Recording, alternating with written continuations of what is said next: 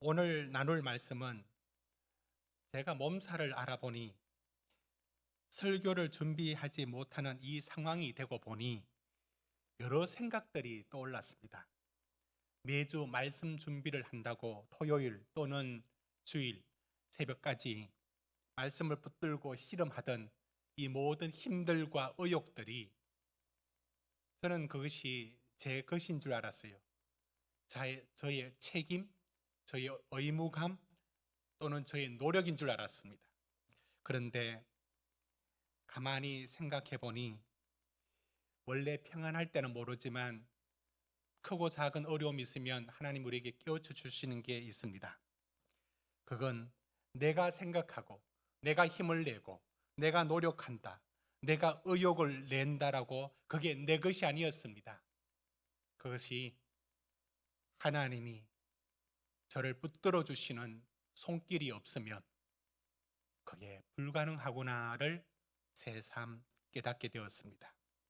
왜냐하면 의욕조차 우리 몸을 만들 수가 없었기 때문입니다. 우리는요, 귀에 이석증 하나 와도 몸을 가눌 길 없습니다. 우린 두통이 심하면 집중해서 할 수 있는 일은 아무것도 없습니다. 너무 화가 나거나 속상하여 감정이 상할 때면 그렇게 감정이 격동시키면 설교 준비할 수 없습니다. 그러고 보니 지금까지 내려왔던 모든 시간들 속에 하나님이 언제나 붙드시고 지켜주심이 있었다는 것을 새삼 알게 됩니다. 사랑하는 성도 여러분, 우리는 큰 문제 앞에 그리고 현실적인 문제들 앞에서 하나님 제발 도와주세요, 제발 하나님 도와주세요라고 기도할 때 사실 지금 하나님이 도와주시지 않는다는 생각이 드는 것이고, 하나님 왜 이렇게 빨리 도와주시지 않을까라는 생각이 들 때가 있을 겁니다. 그런 생각이 드실 때 오늘 주시는 말씀으로 과연 하나님은 어디서 나를 돕고 계시는지를 찾아볼 수 있는 기회가 되기를 주의 이름으로 축원드립니다. 하나님은, 오늘 본문에 하나님은 다윗을 왕으로 세울 계획을 세우셨습니다. 그런데 왕으로 다윗을 세우려는 계획이 이상하게 불행으로 다가옵니다. 무엇이냐면 사울 왕이 다윗을 몹시 미워하고 죽이려고 하는 겁니다. 이 일은 매우 심각한 일들이었습니다. 사울이 어떤 열등감이 있었는지, 그 마음에 무슨 잘못된 생각이 있었는지 다윗을 시기하고 질투하는 것이 불타오릅니다. 시퍼런 시기의 불, 초록색의 질투의 불이 사울의 두 눈에 철철 흘러 넘치고 있습니다. 오직 다윗을 향하여 분노하고 있습니다. 어디서 촉발되었느냐? 블레셋과의 전쟁에서 돌아왔을 때 그가 백성들이 외친 노래가 있습니다. 여러분 7절 한번 보십시오. 여인들이 뛰놀며 노래하여 이르되 사울이 죽인 자는 천천히요 다윗은 만만이로다. 이 말 한마디, 사울은 천천히고 다윗은 만만이다, 이 말 한마디에 그저 사울은 다윗을 죽이려고 못된 마음을 먹게 됩니다. 다윗 편에서 생각해 보십시오. 뭘 잘못했습니까? 잘못한 일이 뭐가 있습니까? 그런데 사울은 다윗을 끝내 죽이려고 끝까지 달려듭니다. 여러분 11절 한번 보실까요? 11절에도 수금을 연주하던 다윗을 향하여 창을 던져서 박아버린다고, 그러니까 창을 던져서 다윗의 몸을 관통시켜 벽에 붙인다는, 이렇게 분노하고 있습니다. 실제 시행했습니다. 창을 던진 일이 한두 번이 아닙니다. 그뿐만 아닙니다. 13절 보십시오. 13절에 그를 천부장으로 임명합니다. 좋아서? 아니요. 선부장으로 임명한 이유가 있습니다. 전장에 보내서 죽이려고 이런 일을 계획합니다. 그것뿐만 아닙니다. 여러분 25절 한번 가보십시오. 25절. 25절에 보면 사울의 딸 미갈이 다윗을 좋아하는 것을 보고 그걸 이용합니다. 그래서 그 격전지에 가서 블레셋 사람 100명을 죽인 흔적을 가져오라. 목적이 뭐냐면 다윗을 죽이려고. 25절에 나와 있습니다. 18장 25절 보십시오. 이렇게 할 목적입니다. 그런가 하면 19장에 들어서면 19장 1절에 보면 이제는 공공연히 대놓고 다윗을 죽이려고 듭니다. 19장 1절 보십시오. 사울이 그의 아들 요나단과 그의 모든 신하에게 다윗을 죽이라 말하였더니 사울의 아들 요나단이 다윗을 심히 좋아하므로 다윗을 죽이라 말하였더니 이렇게 나갑니다. 이렇게 나가는 게 어디 있습니까? 여러분, 다윗은 이 현실을 어떻게 받아들였을까요? 어디 이런 억울한 일이 있습니까? 무슨 잘못을 저질렀는지 말이라도 하지. 왜 이런 어처구니 없는 일이 다윗에게 다가온 것입니까? 왜 사울은 나를 죽이려고 하는가? 도대체 나를 왜 이렇게 하는가? 이게 다윗이 마주해야 했던 현실입니다. 여러분, 다윗은 자기 삶이 없습니다. 미움받아 쫓겨다니는 그 처지. 그게 다윗의 인생의 길에 13년을 그 세월로 채워집니다. 그런데 다윗도 그 처지에 놓여서 사울이 왜 나를 죽이려 하는가? 왜 사울이 왜 나를 죽이려 하는가?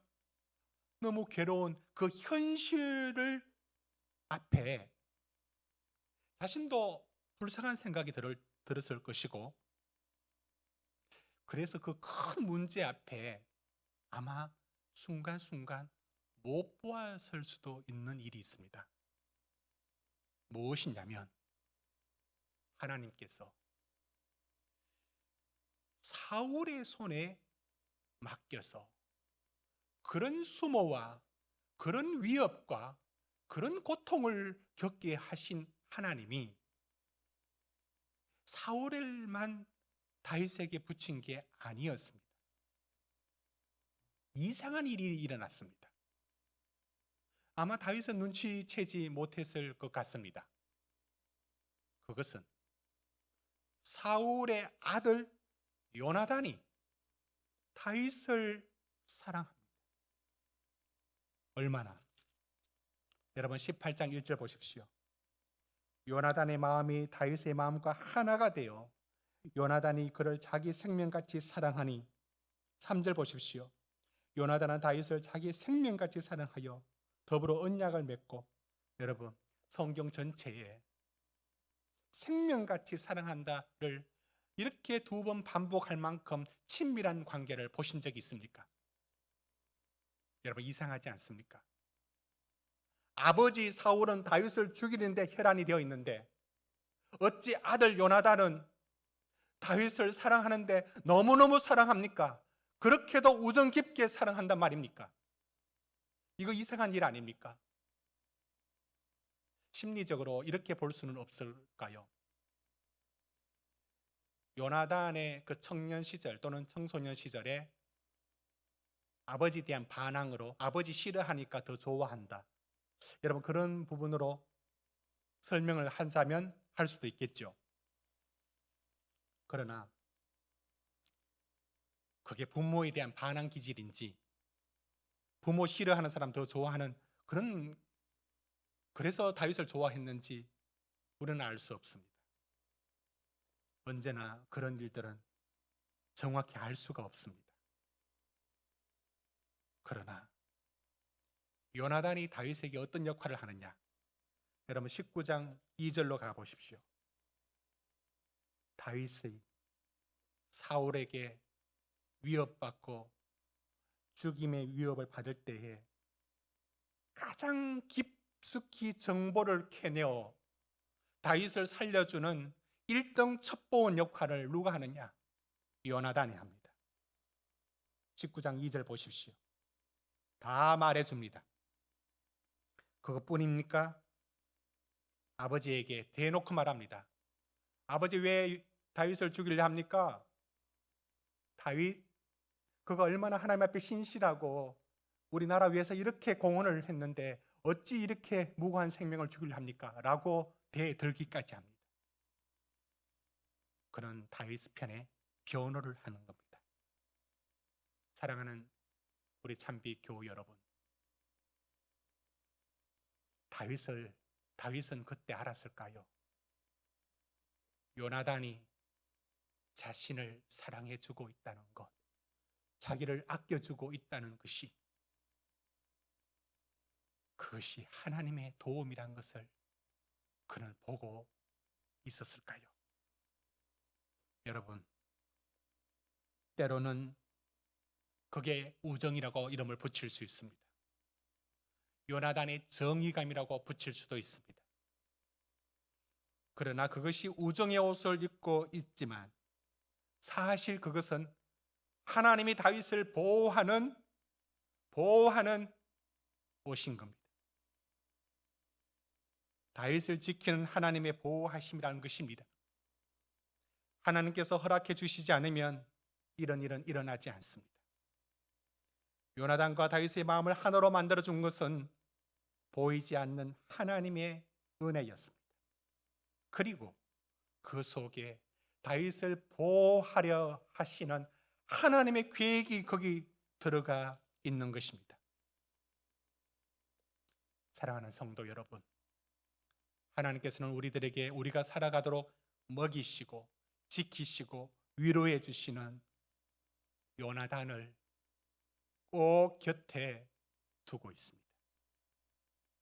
여러분, 그게 누군지 아니면 그게 꼭 사람이 아닐 수도 있습니다. 무엇인지 여러분 알 수 있겠습니까? 우리에게 사울만 허락해 주시는 게 아니라고요.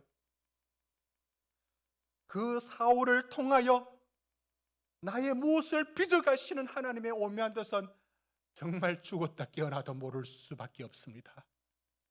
아무리 기도해도 그 답은 잘 얻지를 못하겠습니다. 그러나 하나님은 사울의 손에만 우리를 맡기지 아니하시고 항상 요나단을 두고 있다는 사실을 알고 있습니까? 우리는 미쳐 날뛰는 손에 칼과 창이 잡히는 대로 던지는 사울이 두렵고 위험한 일로 보이고 그렇게 두려워 보이지만 곧 여러분들의 너의 모든 삶의 상황이 여러분을 삼킬 듯하고 여러분의 인생을 무너지게 할 듯하시 위협적으로 보일 수 있지만 하나님은 그 우리 눈에 두려워 보이는 그 어떤 두려움 앞에서도 하나님이 하시는 계획은 하나님은 눈 하나 깜짝하지 않습니다. 히브리 사내 아이를 다 죽이라 명령한 파라오, 곧 바로, 그 명령했던 명령자 바로, 거기에 하나님은 히브리 사내 아이 모세를 그 식탁에서 40년간 그 앞에서 함께 식사하면서 그를 왕자로 키워내신 분입니다. 죽이라 명령했던 바로 왕, 하나님은 비웃습니다. 금방이라도 그 어린 생명 죽일 듯한 하지만 하나님의 손은 놀랍게 감추어져 있습니다. 그의 바로의 딸에 의해서 물에서 건져서 들어온 모세, 하나님은 바로 그를 사내 아이를 죽이라 명령했던 바로 그 자리에서 40년 동안 왕의 식탁을 함께 먹는 왕자로 자라게 하시는 하나님. 하나님은 사울의 손이 아무리 위협적이고 곧 오늘 우리에게 다가오는 삶이 정말 숨막히게 두려운 일이 있다 하여도 우리 곁에 그 사울의 손, 바로의 손만 있는 게 아닙니다. 하나님의 도움의 손이 반드시 가장 가까이에 있습니다. 그것이 요나단이었습니다. 사랑하는 성도 여러분, 이스라엘 백성들은 언제나 하나님의 도우심을 제대로 보지 못했습니다. 광야 40년 동안 만나와 메추라기를 먹었지만 그 만나와 메추라기를 공급해 주시는 하나님이 그 한 끼를 굶지 않고 다 살고 먹고 살았던 그 모든 길을 하나님의 도우심을 못 봅니다. 사랑하는 성도님들은 그렇지 않습니까? 저와 우리 성도님들은 그렇지 않습니까? 여러분, 불평하면, 사울만 보면 원망과 불평밖에 나오지 않습니다. 그러나 하나님은 우리 곁에 요나단을 반드시 붙여 주십니다. 그 요나단은 사람이 아닐 수도 있고 사람일 수도 있고 누구일 수도 있고 어떤 은사일 수도 있고 어떤 재능일 수도 있고 어떤 용기일 수도 있고 어떤 성품일 수도 있고 잘 참는 성품일 수도 있고 어떤 것이든 하나님은 그에 상응하는 충분히 이길 그 능력 가장 가까이에서 지켜주십니다. 한번 보실까요? 여러분, 원망의 안경을 쓰면 보이는 것 세 가지가 있습니다. 한번 볼까요? 원망의 안경 또는 불평의 안경을 쓰면 보이는 것 세 가지. 첫째, 지금 없는 것만 보입니다. 안 되는 일만 보입니다. 사람하고 상황만 보입니다. 두 번째, 원망의 안경을 쓰면 보이지 않는 것 세 가지가 있습니다. 어떤 것? 지금도 내게 여전히 많은 것을 공급해 주시는 하나님을 보지 못합니다. 하나님께서 지금까지 어떻게 일하셨는지를 생각하지 못합니다. 내 삶에 이루어 가시는 하나님의 손길이 보이지 않습니다. 사랑하는 성도 여러분, 지금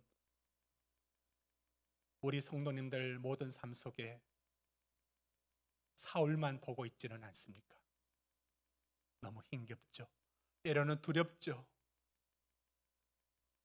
그런데 하나님이 그 옆에 힘없어 보이는 것 같지만 요나단을 붙여주신 거 알고 계십니까? 하나님은 언제나 그렇게 일하십니다. 저희 가정도 우리 성도님들의 가정과 별반 다를 바 없습니다. 지난주 결혼 26주년 가족들끼리 모여서 함께 식사를 했습니다. 그러면서 이런저런 생각을 해보았습니다. 저희 아내를 초등학교 1학년, 8살이죠. 그때부터 알고 지내다가 19년 되었을 때, 19년 지났을 때, 27대 이제 결혼을 하고, 그리고 이제 26주년 되었습니다. 그러니까 횟수로 치면 적지가 않습니다. 이렇게 지나오면서 친구로 지냈고 부부가 되어서는 그저 한 몸이다라는 생각으로 이렇게 지내왔습니다. 그런 면에서 제가 목회하는 과정에서는 작년 이후부터 달라진 생각이 하나 있습니다. 저는 말로는 다 남들 겸손한 척 잘합니다. 그런데 속은 그렇지 못합니다. 제가 목회를 다 한다고 생각을 했죠. 제가 다 고민하고